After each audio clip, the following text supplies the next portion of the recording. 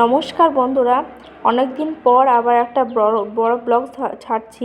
তো সকাল সকাল উঠে, এটা সকালের ভিডিও, সকাল 10টা পর্যন্ত কী কী করেছি হাঁপিয়ে গেছি। আজকে শাশুড়ি মা নেই, আমি আর আমার মেয়ে একাই আছি।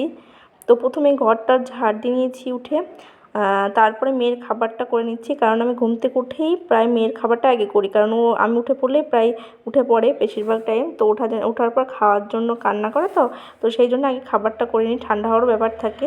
সেই জন্য আমি ঘরটা ঝাড় দিয়ে নিয়ে কোনো রকম খাবারটা করছি। এর মধ্যে উঠে পড়েছে ওর ঠাকুমার ঘরে, ওকে রেখে আমি আমার বিছানাটা গুছিয়ে নিচ্ছি। সচরাচর রোজ গোছানো হয় না, মানে ও ঘুমিয়ে থাকে, বাড়ির কাজগুলো করে নিই, তারপরে গোছাই। তো আজ উঠে পড়েছে, তো গুছিয়ে নিচ্ছি, কারণ এইদিকে ভাবলাম ঠান্ডাও খাবারটা গুছিয়ে নিই, আর বাইরের কাজ করতে গেলে তখন খাওয়াতে হবে, তো সেই জন্য করা হয়নি। তো আমিও মনটা খারাপ করে যে বাড়িটা ছেড়ে আমিও চলে যাব দুদিন পর, ওর বাবার কাছে চলে যাব। খেয়ে নাও, খেয়ে একটু খেলা করবো, আমার সব কাজ পড়েছে না, ঝাড় দিতে হবে, উঠোন নিকাতে হবে, কাপড় কাচতে হবে, বাসন মাজতে হবে, রান্না করতে হবে। ওরে আমাকে খেলে না মা, কেন তারপরে দুধ নিয়ে আসতে হবে, ঘর মুছতে হবে, খিচুড়ি নিয়ে আসতে হবে, কত কাজ জানো তুমি। তোমাকে আবার খাওয়াতে হবে, স্নান করাতে হবে, আমি স্নান করবো, জামা তুলবো, কত কাজ।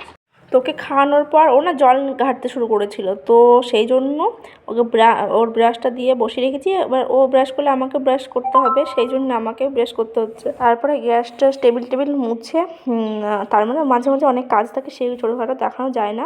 তো তারপরে উঠোনটা ভালো করে ঝাড়মার দিয়ে, এবার বাঙালি মানে গ্রামগঞ্জে উঠোন থাকবে একটা বড়, তারপর উঠোন দিয়ে কোনো রকমে গোলা টোলা হালকাভাবে দিয়ে, কারণ বেশি করলে মেয়ে আবার কান্না শুরু করে দিবে, সেই জন্যে কোনো রকমে গোলা টোলা দিয়ে নিচ্ছিলাম। তো এই যে বলছিলাম চলে যাব, তো আর কি বলবো, রোজকার কাঁচা হাঁপি।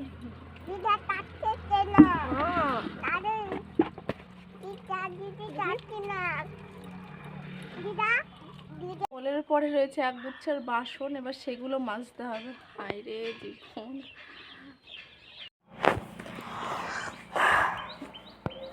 তার মধ্যে তাও আজকে মেয়ে মোটামুটি খেলছে বলতে ও খেলছে, কিন্তু সেগুলো বারণ করতে গেলে, কান্না করলে হচ্ছে আবার আমাকে কাজ করতে দেবে না, সেজন্য অনেক সময় ও আজে বাজে কাজ করছে, কিন্তু আমাকে সেগুলো মেনে নিতে হচ্ছে।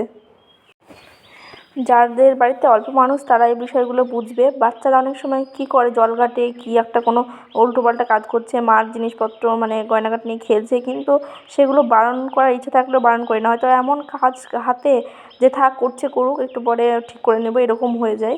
তো ও সেরকম দেখো, ওকে নিচে রেখে এসে আমি পরে সব মেলতে আসলাম, ওকে কোনো রকমে একটু ভাগিয়ে রেখে এসেছি, মানে ঘরের মধ্যেও খেলছে, জানি না গিয়ে আবার কি করবে, ভয়ও।